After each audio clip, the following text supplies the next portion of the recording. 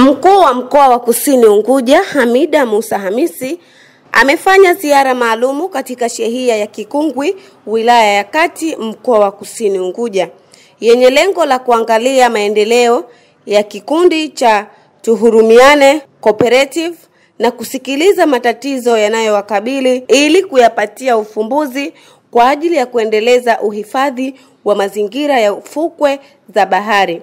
Kwa hiyo swala la kuwa na ulinzi madhubuti ni swala la msingi, na sisi serikali ya mkoa na wilaya tumelipokea kwamba pamoja na ulinzi wenu, lakini hata na sisi tunavyojipanga tuweke kwamba tuna kitu cha thamani ambacho kinatakiwa kilindwe na kiangaliwe.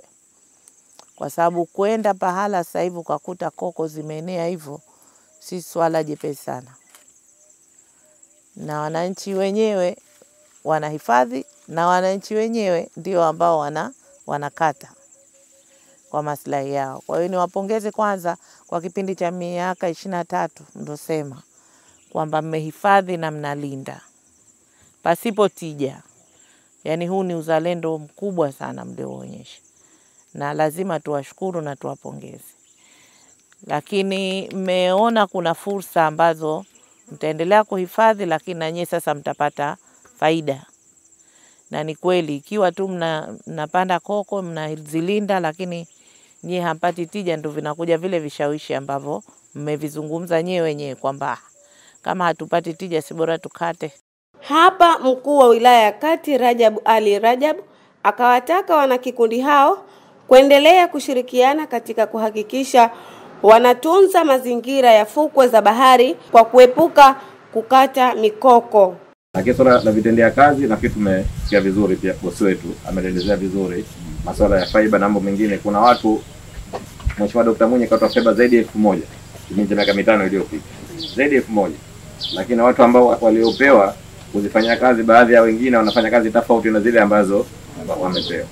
Kwa hiyo vikundi kama hizi, taasisi kama hizi ambazo mpo mnazihitaji kwa ajili ya utunzaji wa mazingira, lakini na wenyewe pia kujipambania kwenye maisha, kwa sababu huwezi kutunza mazingira halafu hakuna faida ambayo inapatikana kwenye kitu ambacho mimi ndio kielewa kwenu. Kila alosimama pale, maana kama koko ndo tushapanda tunapata faida gani? Maana ndo swali. Kwa hiyo hilo nafikiri sote tukumelelewa vizuri. Kwa cha kufanya sasa hivi ili tuweze kuona umoja wenu na sisi, maana yani tunalifanyaje hilo, koko zile ambazo nzuri ziko hapa, nyinyi ambao mmehangaika kwa kipindi cha zaidi ya miaka 20 mnanufaika na kile ambacho mmepata. Kwa hiyo tuendelee kuziboresha, tuendelee kuzisimamia mahitaji yenu yale ambayo yote tumeandika, tumeyapokea. Tutakaa pamoja kwa yale kutatuliwa haraka, lakini vile vingine vya kufuata taratibu, mipango, michakato ya serikali nayo tutaiandikia ili kile kitu moja kiweze kwenda sawa.